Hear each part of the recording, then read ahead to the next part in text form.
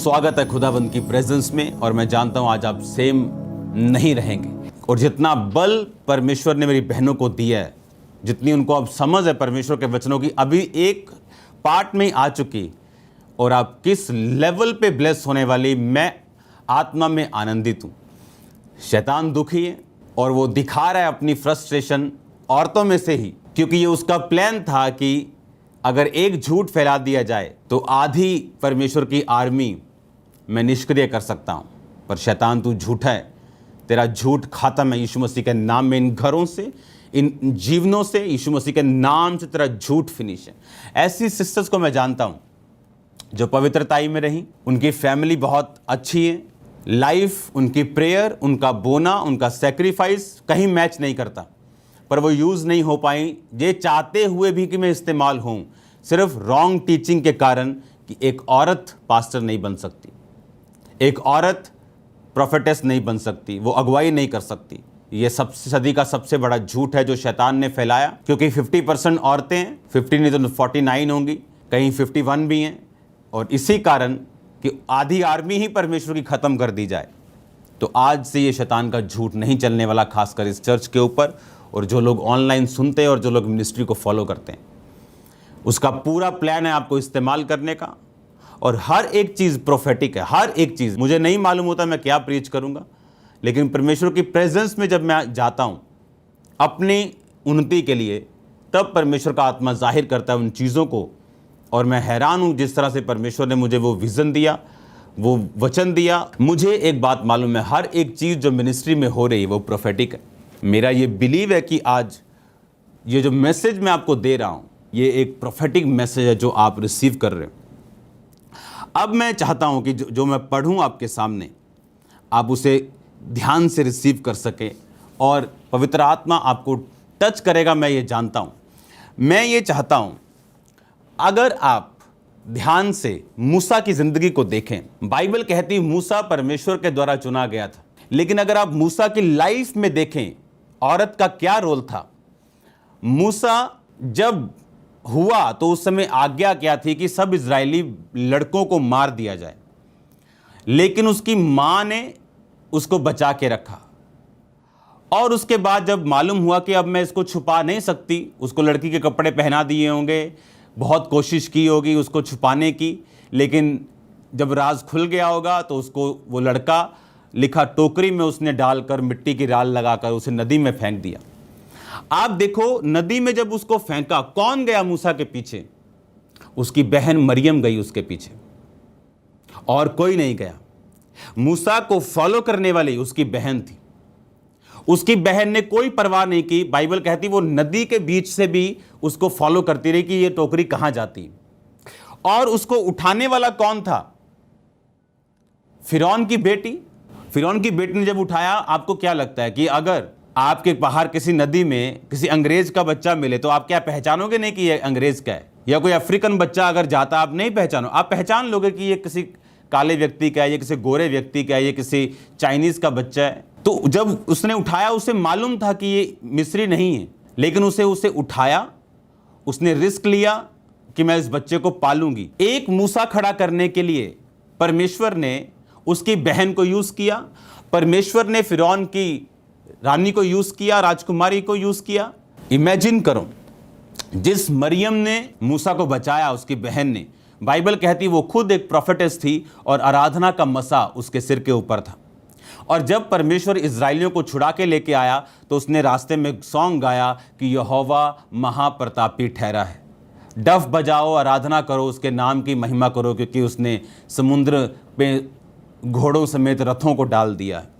उसने वो सारा सॉन्ग जो परमेश्वर ने उसके साथ घटनाएं की, उसने बोल के, उसने गा के कहा, क्योंकि आराधना का जो मसा था वो मरियम के ऊपर था। आज जो लोग बोलते हैं कि औरतों का सेवकाई में कोई हिस्सा नहीं, क्योंकि पौलुस के वचनों को जब हम पढ़ते हैं, हमें कोई भी वचन हम पढ़ते हैं तो हमें यहाँ से नहीं, हमें उसे स्पिरिट से पढ़ना है। जब एक व्यक्ति जो आत्मा नहीं पाया हुआ उस वचन को पढ़ेगा तो वो उस वचन की गलत ट्रांसलेट करेगा, उस वचन को गलत इंटरप्रेट करेगा, और उस गलत शिक्षा को वो कोशिश करेगा शैतान उसके द्वारा कि वो आगे लेके जाए। अगर आप पुराने नियम में देखें तो बाइबल कहती है दबोरा जो एक न्यायी थी, परमेश्वर नबियों के बाद, मूसा के बाद, यहोशू के बाद न्यायियों को खड़ा करता था।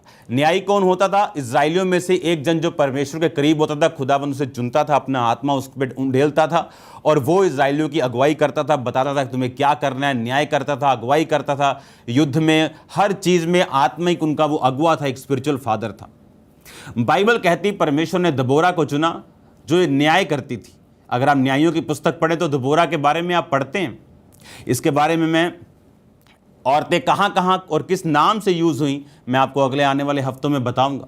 मैंने बताया ऐसी औरतों को जानता हूं जिनके पास सब कुछ है, पवित्रता ही है, सब कुछ है, एवरीथिंग था, लेकिन एक चीज़ कि मैं पास्टर नहीं बन सकती, एक चीज़ नहीं, मैं अगुवा नहीं बन सकती, आज तक बैठी हैं वैसे ही, और सब कुछ, सब गिफ्ट्स हैं उनके अंदर, लेकिन वो इस्तेमाल नहीं हो रही। क्यों?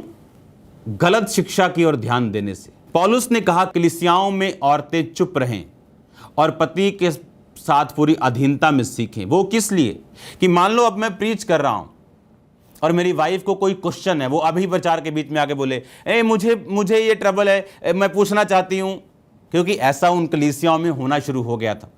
जब परमेश्वर ने आदम और हवा को, यानी दूसरे इंसान को, यीशु मसीह के द्वारा पाप से आज़ाद किया, तो औरतें जो थी उनको अपना अधिकार जब वापस मिला, जब कलीसियां लगती थी तो औरतों ने बीच में बोलना शुरू किया था। तो पौलुस ने कहा था कि तुमको परमेश्वर ने स्वतंत्र किया, इसमें कोई शक नहीं, पर अब कि कलीसिया में एक मैनेजमेंट बनी रहे, एक व्यवस्था बनी रहे, तो उसने कहा जब औरतें सीखना चाहें तो अपने पति से घर में सीखें। अब मैं आपको एक चीज़ बताना चाहता हूं। अगर हम बाइबल पढ़ें, दबोरा के बारे में पढ़ें, तो दबोरा बाइबल कहती है न्याय करती थी। न्याय कौन कर सकता था? जो अगुवा होता था। न्याय कौन कर सकता था? जिससे परमेश्वर बात करता था, जिसके पास प्रोफेटिक गिफ्ट था, जो परमेश्वर की बात को सुन सकता था। इसका मतलब परमेश्वर ने पुराने नियम में दबोरा को चुना, यह बताने के लिए कि वो एक सा रहने वाला परमेश्वर है। और नए नियम में मैं अब आपको पढ़ाता हूं उस वचन को कि नए नियम में परमेश्वर ने कहां लिखा। मैं चाहता हूं आप पढ़ें 2 यूहन्ना उसकी 1 बाब उसकी 1 से 5 आयत। ये यूहन्ना लिखता है, आप देखो, मुझ प्राचीन की ओर से उस चुनी हुई महिला और उसके बच्चों के नाम जिससे मैं सच्चा प्रेम रखता हूं, केवल मैं ही नहीं वरन वे भी सब प्रेम रखते हैं जो सत्य को जानते हैं।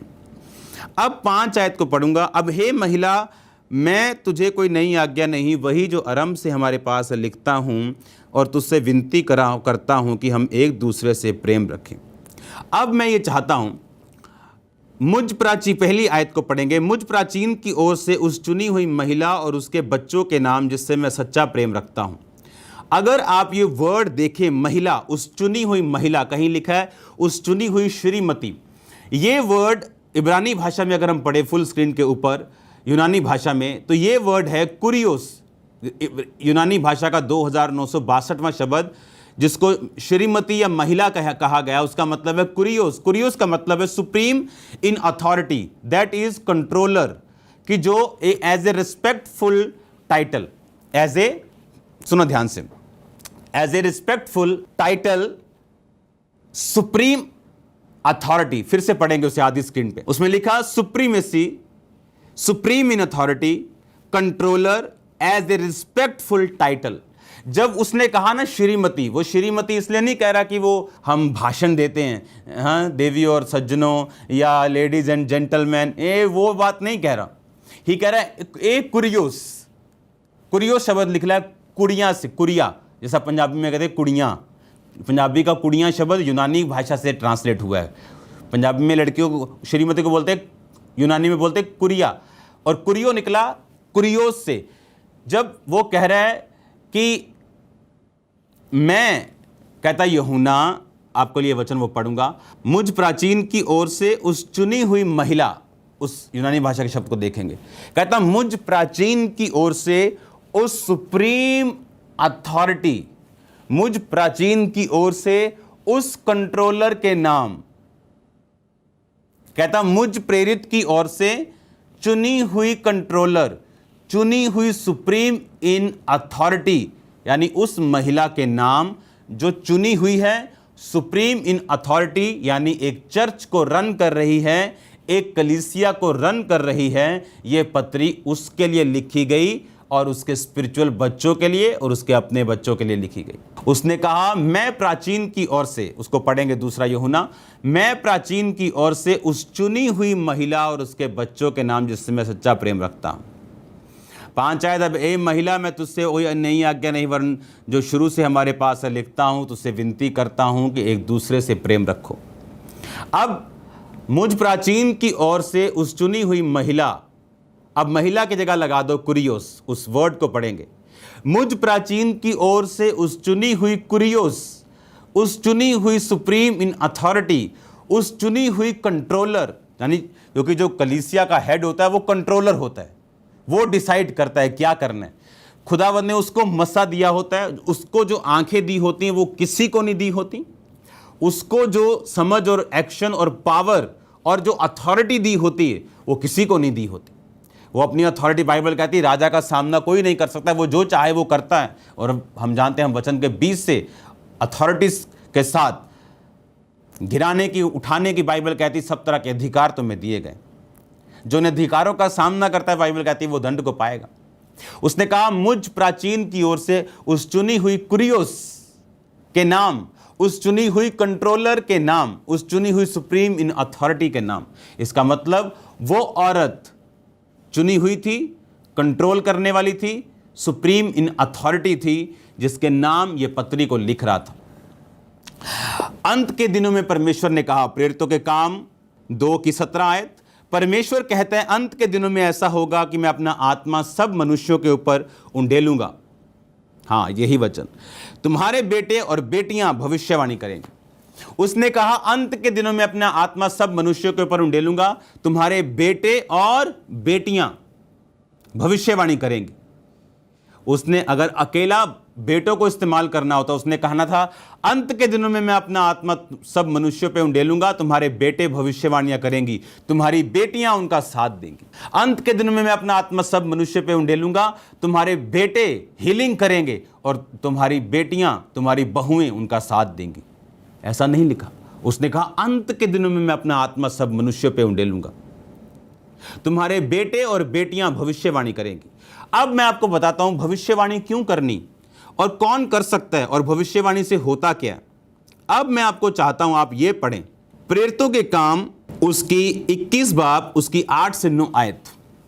दूसरे दिन हम वहां से चलकर कैसरिया में आए, ये पौलुस कह रहे, और फिलिप्पुस सुसमाचार प्रचारक के घर में जो 7 में से एक था उसके साथ रहे। कौन 7 में से एक?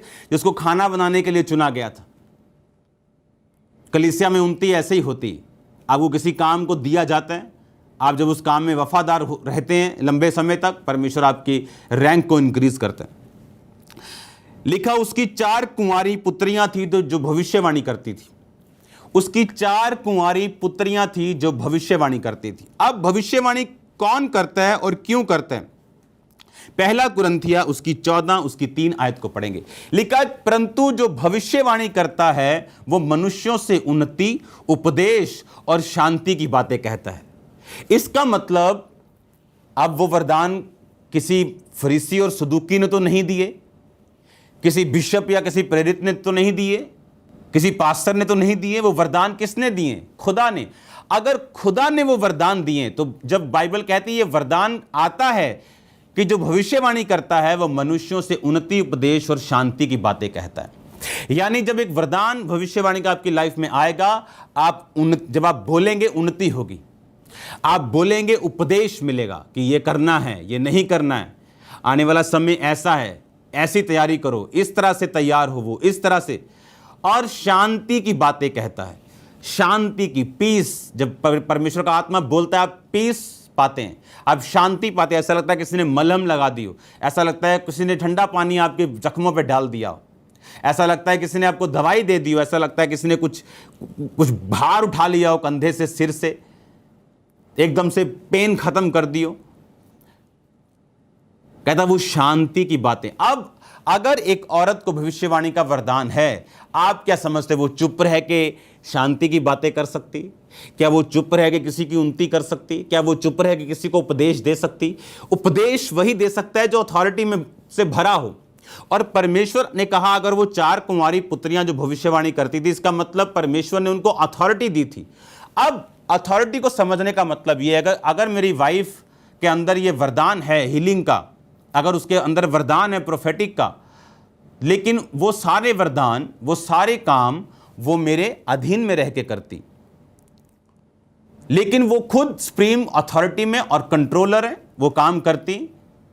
अब परमेश्वर ने कहा वो 4 कुंवारी पुत्रियां जो फिलिप्पुस की थीं, उसके वचन को हम पढ़ेंगे, जो 7 में से एक था, उसकी 4 कुंवारी पुत्रियां थी जो भविष्यवाणी करती थी, जो भविष्यवाणी करती थी। जो भविष्यवाणी करता है वो क्या करता है? बाइबल कहती जो भविष्यवाणी करता है वो मनुष्यों से उपदेश और शांति और उन्नति की बातें करता है। इसका मतलब अगर वो भविष्यवाणी करती थी, इसका मतलब वो बोलती थी, वो बात करती थी, वो उपदेश देती थी, वो शांति देती थी, वो समझ रखती थी। जब कोई उनको दुखी कोई मिलता था, वो वचन के बीच से उनको बताती थी, उसके लिए प्रोफेटिक वर्ड देती थी। नहीं, चिंता मत करो, आने वाले दिन में ऐसा होने वाला, चिंता मत करो, खुदावंद तुझे उठाने वाला, चिंता मत करो, ये शैतान का प्लान है, आने वाले इन 6 महीनों में, आने वाले इन 3.5 महीनों में परमेश्वर इस तरह से तुम्हारी जिंदगी में कार्य करने जा रहा है, चिंता मत करो। वो शांति की, वो तसल्ली की बातें तभी कर सकती थी जब परमेश्वर का आत्मा उससे बात करता था। कौन भविष्यवाणी कर सकता? बाइबल कहती कोई भविष्यवाणी अपनी इच्छा से पूरी नहीं होती, वरन परमेश्वर के जन आत्मा से प्रेरित होके, आत्मा के द्वारा बुलाए जाने पर वो बोलते हैं। इसका मतलब अगर परमेश्वर उससे बात कर रहा है तो तुम सदूकी और फरीसी कौन होते हो उसे रोकने वाले? तो तुम शैतान के इन्फ्लुएंस में आने वाले कि परमेश्वर की 50% आर्मी खत्म कर दो, तुम कौन होते हो कि परमेश्वर को क्या तुम रोक लोगे? अगर परमेश्वर उनसे बात कर रहा है तभी वो बात कर रहे हैं। अगर परमेश्वर उनको वर्ड दे रहा है, देखो फेक भी होते हैं, बहुत से लोग हैं फेक प्रॉफिट्स, फेक प्रॉफिटेस। मुझे खुदावंद ने दर्शन दिए हैं, आप मुझे ये दो, आप मुझे पपीता खाने को दो, आपको खुदावंद ये कह रहा है, मैं उसकी फलानी स्पिरिचुअल बेटी हूं, आप मुझे ये दो। ये सब फेक चीजें। लेकिन ये ओरिजिनल अगर है, बाइबल कहती है जो भविष्यवाणी करता है वो उपदेश, शांति, तसल्ली की। इसका मतलब अगर खुदा उससे कह रहा है तो तुम कौन हो, तुम्हारा वजूद क्या है, तुम उसे रोक लो।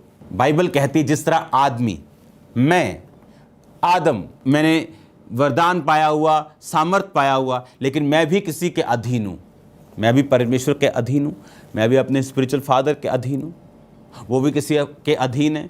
हर एक व्यक्ति एक अधीनता में रहे, क्योंकि अगर तुम नहीं रह सकते तो तुम्हारे अंडर भी कोई रह नहीं सकता, तुम संघर्ष करोगे।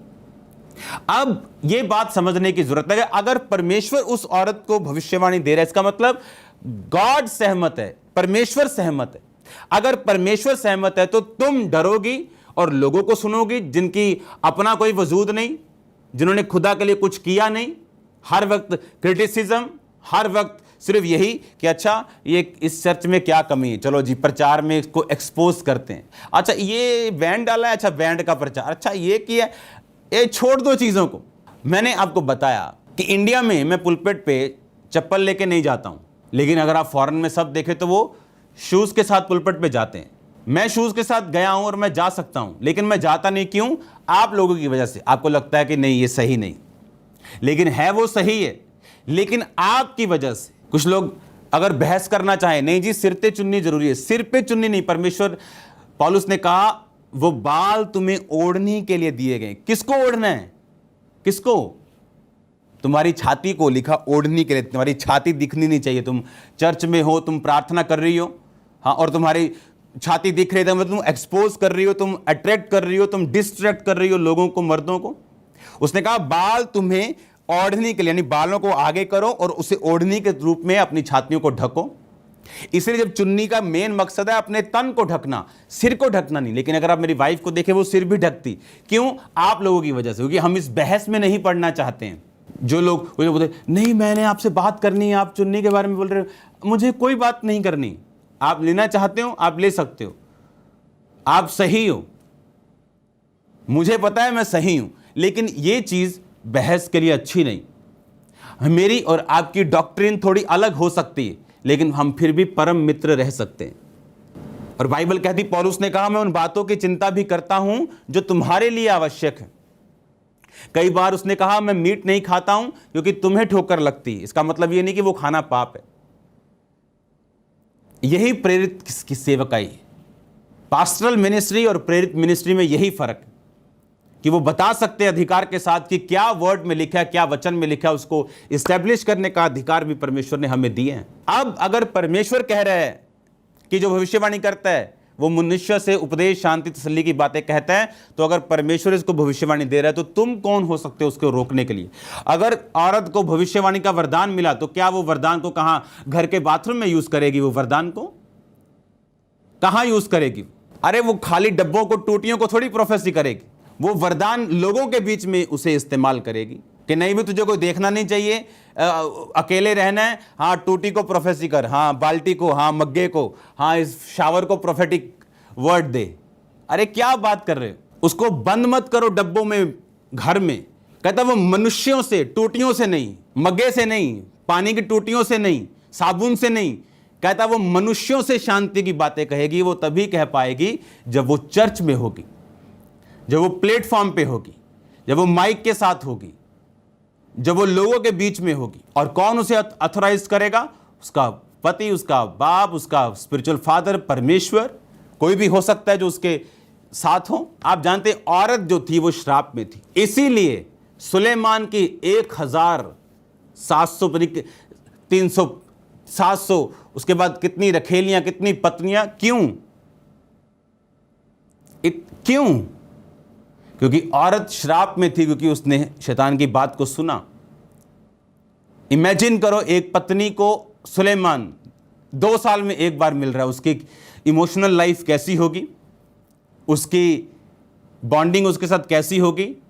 अरे एक एक नाम की 10-10 औरतें होंगी उसके पास, उसके भी कोड रखे होंगे उसने, हाँ S2, S3, S4, S5। और इसी श्राप से जब परमेश्वर ने आजाद किया, उसने कहा तुम एक, जितने अध्यक्ष होना चाहते हैं वो एक पत्नी के पति होंगे। पत्नी की डिग्निटी, औरत की डिग्निटी को यीशु मसीह ने जितना बनाया है, उसको आजाद किया है, कोई नहीं कर सकता। इसीलिए परमेश्वर ने क्या कहा? उसने कहा कि मैं तुम्हें कर्ज से आजाद करने के लिए आया हूं। अब औरत को परमेश्वर ने उसी तरह आदम के समान खड़ा किया है, जिस तरह पहले था कि आदम था और उसकी औरत थी और वो दोनों परमेश्वर के साथ चलते थे। आदम को सहायक दिया गया, उसे नौकरानी नहीं दी गई थी। आज लोगों के घर में लोगों को लगता है कि औरतें नौकरानी है सिर्फ, मतलब शादी की है मतलब घर का काम होना चाहिए, साफ सफाई होनी चाहिए, बर्तन मंजे होने चाहिए, रोटी बनी होनी चाहिए।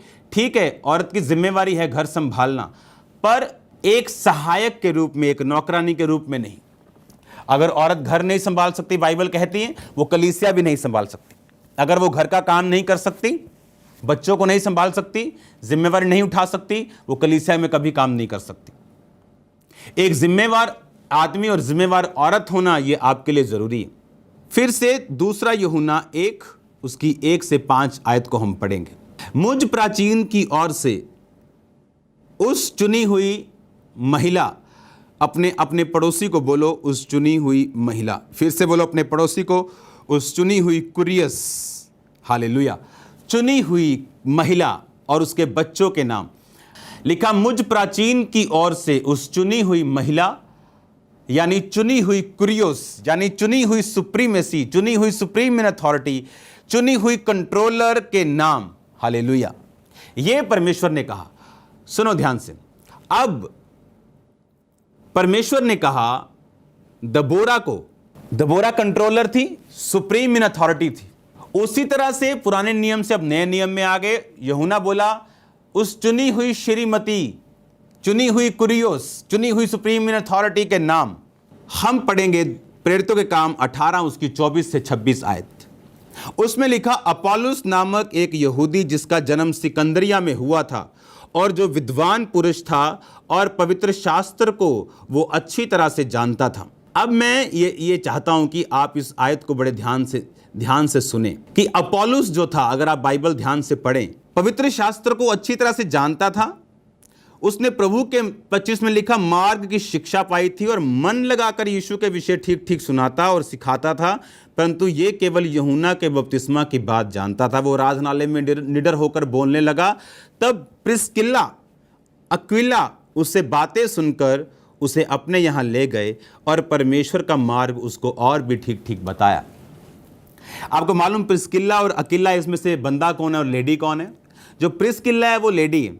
ये जोड़ा जो प्रभु की सेवा करता था और पौलुस के साथ मिलकर एक कलीसिया को चलाता था, बाइबल कहती उस प्रिस्किल्ला ने, जो एक औरत थी, उस अपोलोस को परमेश्वर का मार्ग और भी सही बताया। अब अपोलोस जो बड़ा तगड़ा पवित्र शास्त्र को जानता था, उसने उस औरत की बात को सुना। कौन था जिसने यीशु मसीह का सबसे पहले प्रचार किया? एक औरत। कौन था जो क्रूस के पास खड़े रहे? एक औरत। कौन था जिसने यीशु मसीह के जी उठने के बाद सबसे पहले उसे देखा? और कौन था स्वर्गदूत ने जिससे कहा जाओ और बताओ भाइयों को कि यीशु मसीह जी उठा है? एक औरत। कौन था जिसने मूसा को बचाया? एक औरत। जो कौन था जिसने मूसा को पाला? एक औरत।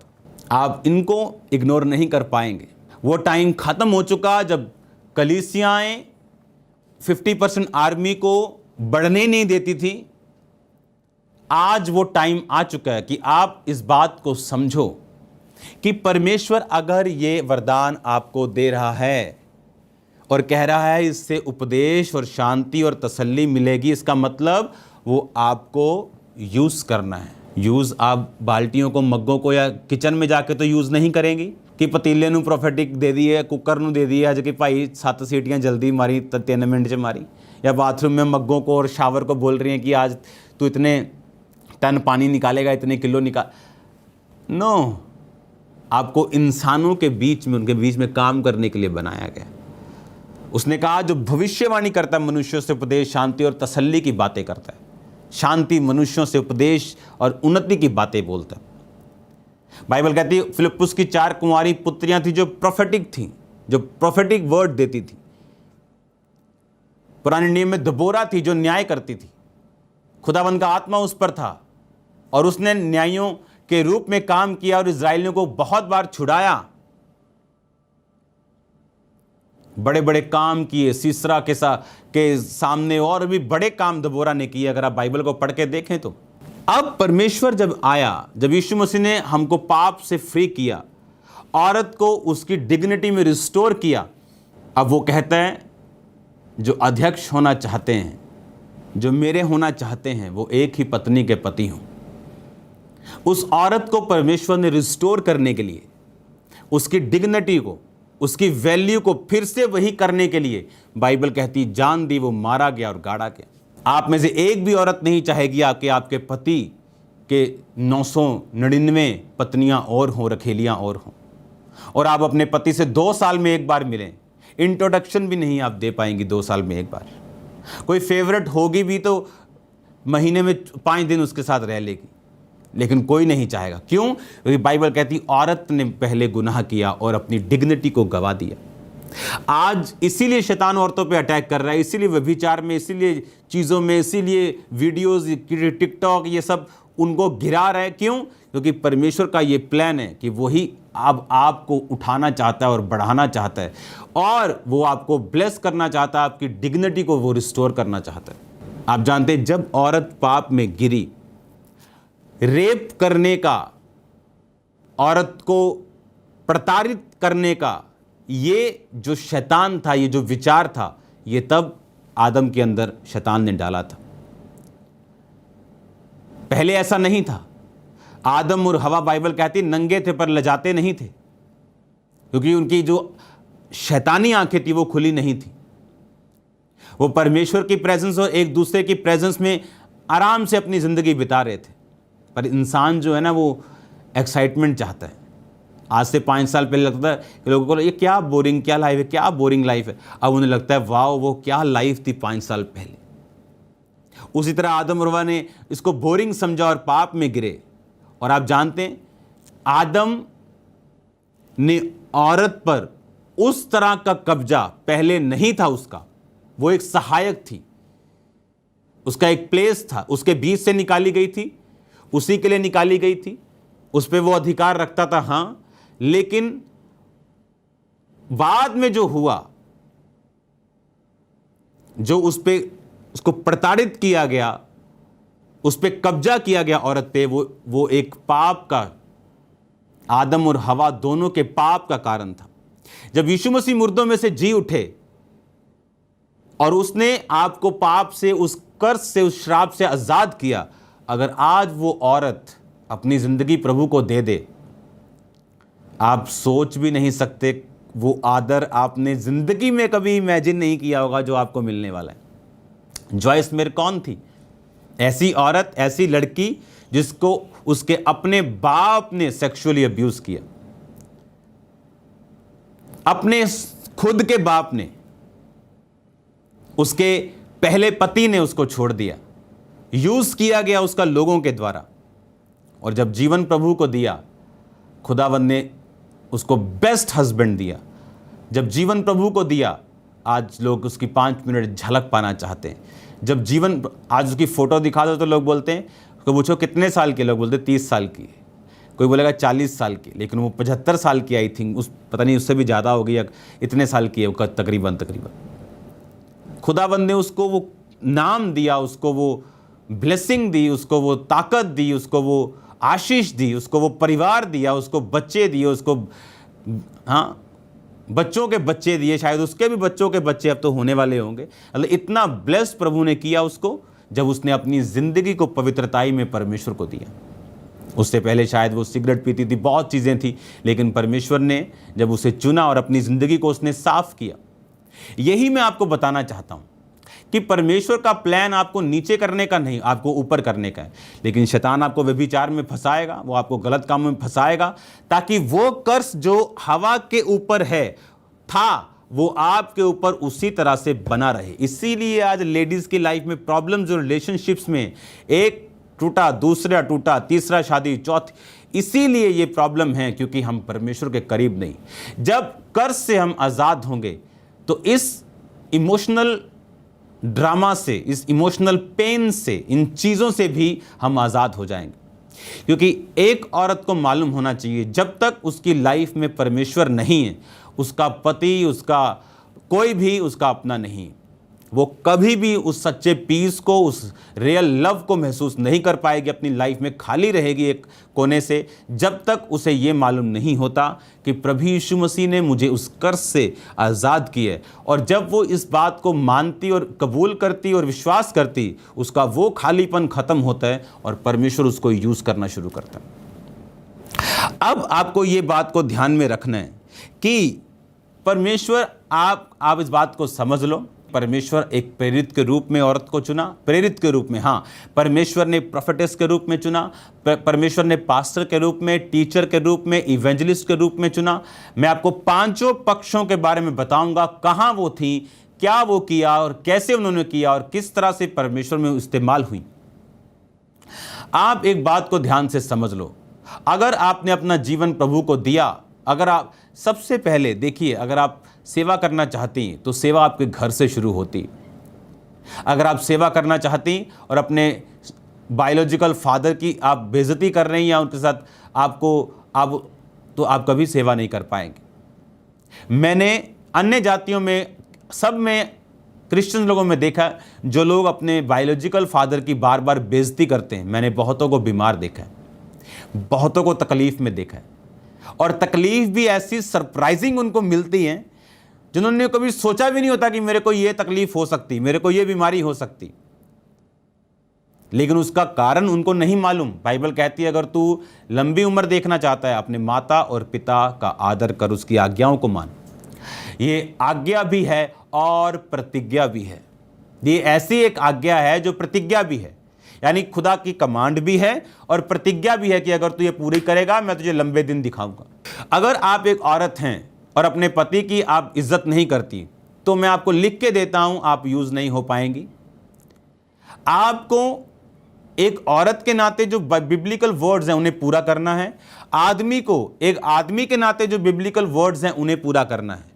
और उस तरह से जब आप घर से उस वचन को पूरा करना शुरू करेंगी तो परमेश्वर आपके रास्तों को खोलता जाएगा। और मैं आने वाले समय में आपको बताऊंगा कि अगर आप पास्टर बनना चाहती है आपको क्या करना है, अगर आप सेवा शुरू करनी तो कैसे करनी, किस तरह से अपने आप को लॉन्च करना है डे बाय डे, ताकि आप उस दिशा में आप आगे बढ़ सकें और परमेश्वर में इस्तेमाल हो सकें। अब आपको ये बात बड़े ध्यान से समझनी है कि परमेश्वर आपकी जिंदगी में ये चाहता है कि आप यूज हों, वो ये चाहता है कि आप एक सुप्रीम इन अथॉरिटी, आप एक कंट्रोलर हों, आप ब्लेस्ड करने वाली हों, आप बड़े काम करने वाली हों। औरतों का जो काम है वो आप मर्द नहीं कर सकते। जिस तरह से बाइबल में उनका रोल है आप नहीं कर सकते। मूसा को बचाने से लेके, उसको पालने से लेके बंदे का कहीं कोई हाथ नहीं था, लेकिन खुद वो एक बंदा था। एक अच्छे बंदे को बुरी औरत दे दो, 5 साल में वो अच्छा बंदा बुरा बन चुका है। एक बुरे बंदे को एक अच्छी औरत दे दो, 5 साल में वो अच्छा बन जाएगा। और अगर एक आदमी पवित्रताई में है, अगर एक बंदा प्रार्थना में है, खुदावन आपको अच्छी औरत देगा, वो आपको अच्छी संगति देगा। अगर आप खुदा को धोखा देंगे, आपकी वाइफ जो आने वाली उसका रिफ्लेक्शन होगी। आप उसे समझाएंगे, आप थक जाएंगे, आप खिंच जाएंगे, लेकिन आपकी जिंदगी में आप कुछ नहीं कर पाएंगे। आप जो कुछ खुदा की लाइफ में बोएंगे, आपकी वाइफ उसे काटने के लिए आपको देगी। अगर मैंने अपनी लाइफ में हार्ड और होलीनेस में लाइफ जी है, तो परमेश्वर ने मुझे अपनी पत्नी के जरिए वो प्रतिफल दिया है। अपनी सेवकाई के जरिए, अपनी ब्लेसिंग्स के जरिए मुझे वो प्रतिफल मिला है। मुश्किल है, हाँ। असंभव है, नहीं। अगर आप अपने शरीर को ही कंट्रोल ना कर पाए, तो सेवा का कोई मतलब नहीं। अगर आप अपने घर में ही फेल हो गई, तो बाहर आप पास नहीं हो सकती। एक पास्टर मुझसे कह रहा है, मैं नेपाल में बड़ा इस्तेमाल होता हूं, जब मैं बिहार में जाता हूं बड़ा इस्तेमाल होता हूं, लेकिन पंजाब में मैं इस्तेमाल नहीं होता। अगर आप जिस एरिया में रहते हैं, जिस परिवार में आप रहते हैं, अगर आप वहां यूज़ नहीं हो रहे, आप कहीं यूज़ नहीं हो सकते, क्योंकि वहां के लोग आपकी सच्चाई को जानते हैं। बाहर आप जाएंगे एक इवेंजलिस्ट के रूप में, जो मर्जी बोला है, लंगड़े चलेंगे, अंधे देखेंगे, आपको कौन सा वहां रहना है? आपको तो बोल के आना है। लेकिन जो रह के और ठहर के सेवा करने वाले, उन्हें मालूम है, अगर हम कहेंगे लंगड़े चलेंगे, तो लंगड़े चलेंगे, क्योंकि अगले संडे फिर ये यहीं होंगे। तो लंगड़े चलने के लिए उनको हुजूरी में रहना पड़ता है, उनको बताना पड़ता है कि दिस अनॉइंटिंग इज रियल। एक है कि आपको यीशु मसीह के नाम के कारण सताया जा रहा है, आपको सताव सहना है, क्योंकि अगर आपका सताव नहीं होगा, आपकी स्पिरिचुअल लाइफ ठंडी हो जाएगी। एक है आपको आपके बाप ने अलाउ कर दिया सेवा करने के लिए, लेकिन आपने बॉयफ्रेंड बना लिया। आपने दुनिया की सबसे बड़ी मिस्टेक की है। आपने मिस्टेक नहीं की, आपने ब्लंडर की है, क्योंकि वो टाइम बनने का था, वो टाइम स्ट्रांग रहने का, वो टाइम खुदावंद में आगे बढ़ने का था, जो आगे बढ़ के परमेश्वर ने कहा, मेरा रास्ता संकरा है, लेकिन मेरे मार्गों में उत्तम पदार्थ पाए जाते हैं। शैतान का रास्ता चौड़ा है, एंजॉय करो, हाँ, लेकिन उसके बाद जो पार्सल आने वाला है पाप का, उस मौत का, उसको आप डिनाई नहीं कर सकते। वो आपने ऑनलाइन पेमेंट कर दी है, वो गंदे काम करके वो सो के ख़त्म कर दिया आपने स्पिरिचुअल लाइफ को। अब वो पार्सल तो आएगा, वो आपको रिसीव करना पड़ेगा, पेमेंट जा चुकी है, अब वो आपको मिलेगा, आपको खोलना पड़ेगा, रिसीव करना पड़ेगा।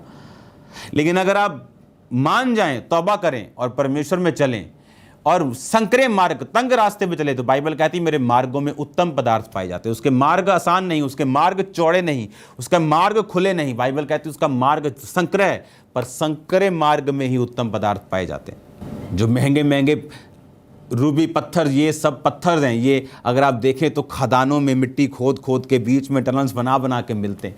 उत्तम पदार्थ आपको मेहनत करनी पड़ेगी, उत्तम पदार्थ आपको कंट्रोल रखना पड़ेगा उत्तम पदार्थों को पाने के लिए। और बाइबल कहती है आपके लिए परमेश्वर ने उत्तम पदार्थ रखे हैं। आप कोई भी हों, आप नहीं लेना चाहते, वो आपकी जगह पड़े हैं, उसके पास एक बड़ा गोदाम है जहां बहुत सी चीजें हैं। और परमेश्वर ने अपने दास से, जब एक खुदाबंद दास ने पूछा ये क्या है इतना बड़ा गोदाम, परमेश्वर ने कहा ये वो वरदान और वो ब्लेसिंग्स हैं जो मेरे पवित्र लोगों की थी, लेकिन वो काबिल नहीं ठहरे।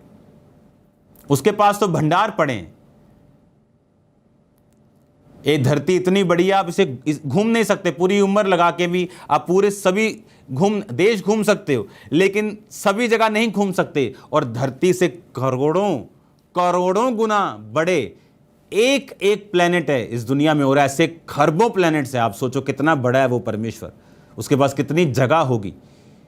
और बाइबल कहती है वो दर्शन देखा, कितना वरदान पड़े, लेकिन सुंदर चीजें पड़ी जो वैसे ही पड़ी। परमेश्वर ने कहा ये लोग योग्य नहीं ठहरे। हालेलुया।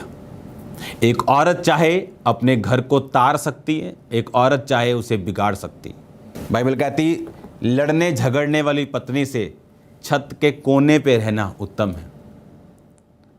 एक औरत सही आपकी जिंदगी में आना जरूरी है, लेकिन वो कैसे आएगी? अगर आप भी परमेश्वर के साथ पक्के होंगे। और एक औरत को समझना है कि उसे परमेश्वर ने उसकी वैल्यू को उठा दिया हुआ, वो नहीं है। वो अपने आप को क्वीन समझे, वो अपने आप को प्रिंसेस समझे, वो अपने आप को ब्लेस्ड समझे, वो अपने आप को प्रिविलेज्ड समझे कि जिसको परमेश्वर ने चुना हुआ और एक बड़े काम के लिए, एक बड़े योजना के लिए परमेश्वर ने आपको चुना हुआ। जब इस दुनिया में वन ऑफ द बिगेस्ट बेदारियां आई तो 80% बोने वाली, पैसों के साथ सपोर्ट करने वाली औरतें थी। यीशु मसीह के साथ जो पैसों की सपोर्ट, उसके किराए को, उसके चीज़ों को, उसके कामों को करती थी, बाइबल कहती है अपनी संपत्ति से उसकी सेवा करती थी, वो औरतें थी। कलीसियाओं में औरतें, बाइबल कहती है, अपने सोनों को, अपनी चीज़ों को दान करती थी ताकि परमेश्वर के काम, उसके बेदारी के काम हो सकें। अंत के दिनों में परमेश्वर ने कहा, मैं अपना आत्मा सब मनुष्यों के ऊपर उंडेलूंगा, तुम्हारे बेटे और बेटियां भविष्यवाणी करेंगी। ये परमेश्वर का प्लान है आपकी लाइफ के लिए कि तुम्हारी बेटी, तुम्हारी बेटियां, तुम्हारे बेटे, तुम्हारी बेटियां, उनको परमेश्वर ने कुकरों को और शावरों को प्रोफेसी करने के लिए नहीं चुना हुआ। बंदों को, उनको खड़ा कीजिए, उनको अथॉरिटी दीजिए, उनको वो अधिकार दीजिए, और आप हैरान होंगे जो काम वो कर सकते हैं, आपको नज़र आएगा कि वाकई जो ये कर सकती वो यही कर सकती, और परमेश्वर आपके साथ होंगे। इसीलिए परमेश्वर ने अपने दासों को खड़ा किया है कि वो आपकी लाइफ को ईजी कर सके, वो मिनिस्ट्रीज़ को ईजी कर सकें। कुछ मिनिस्ट्रीज़ अपने आप को खुद दुखी करके बैठी। कुछ औरतें, पास्टर्स की वाइफ्स को लगता है कि बस हमारा काम है यहाँ आना, खाना देखना और चले जाना। ऐसा नहीं, एक्टिव रोल है आपका, एक्टिव रोल है। आपकी लाइफ में इतने अनफ्रूटफुल, बोझ डालने वाले लोग आपके पास होंगे जो फ्रूटफुल नहीं होंगे, पर आपकी वाइफ उन्हें जानती है, आप नहीं जानते। वो उन्हें निकाल सकती, उन्हें भगा सकती। अब आपको क्या ध्यान रखना है, एक आदम को मालूम होना चाहिए उसकी वाइफ प्रार्थना में है या नहीं, उसकी बेटी प्रार्थना में है या नहीं, क्योंकि ये शैतान का प्लान है उसको बिगाड़ना। अगर आप व्यवस्था नहीं बनाएंगी, आप इस्तेमाल नहीं होगी। मैंने उन मिनिस्ट्रीज को ज़्यादा ग्रो होते देखा है जिनमें समान रूप से औरतों को अधिकार दिया गया। मेरी स्पिरिचुअल लाइफ, मेरे स्पिरिचुअल फादर की लाइफ, उनकी टीम में 70% औरतें हैं। औरतों का एक रोल है आपकी लाइफ में। पवित्रता ही अगर मेंटेन रहे, क्योंकि बाइबल कहती है एक औरत अपने पति के साथ, एक पति अपनी औरत के साथ ही फिजिकल रिलेशनशिप में रहे, बाहर नहीं। लेकिन आज ये उल्टा चल रहा है। ये परमेश्वर का मास्टर प्लान है आपको यूज़ करना, ये उसका परफेक्ट प्लान है आपको इस्तेमाल करना, आपको आगे लेके जाना, ये उसका परफेक्ट प्लान है। धीरज के साथ, ट्रेनिंग के साथ, अधीनगी के साथ, लेकिन श्योरली आप आगे जाएंगे। कुरियोस, सुप्रीम अथॉरिटी, कंट्रोलर, सुप्रीमेसी। ये कौन कह रहा है?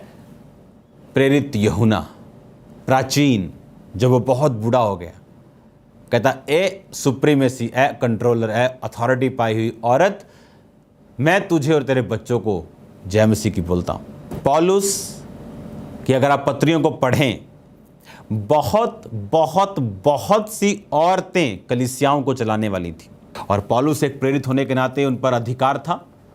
वो बताता था क्या कलीसिया में होना चाहिए, क्या नहीं होना चाहिए, क्योंकि ये उसकी मिनिस्ट्री थी, ये उसकी सेवकाई थी। याद रखो, खुदावंद का काम चलता रहना चाहिए। हमारी लाइव्स ब्लेस होंगी, सुरक्षित रहेंगी। अगर आप प्रभु के लिए जिएंगे, अपना पैसा, अपना जीवन प्रभु के लिए समर्पित रखेंगे, वो आपको संभाल के रखेगा। हम जितना खुदावंद में रहेंगे, जितना हम उसके राज्य की केयर करेंगे, उतने हम प्रेशियस और कीमती हैं उसके हाथों में। मैं आपको ब्लेस करता हूँ। मैं आपसे जल्दी मिलूँगा खुदावंद की प्रेजेंस में। सबको जय मसीह की।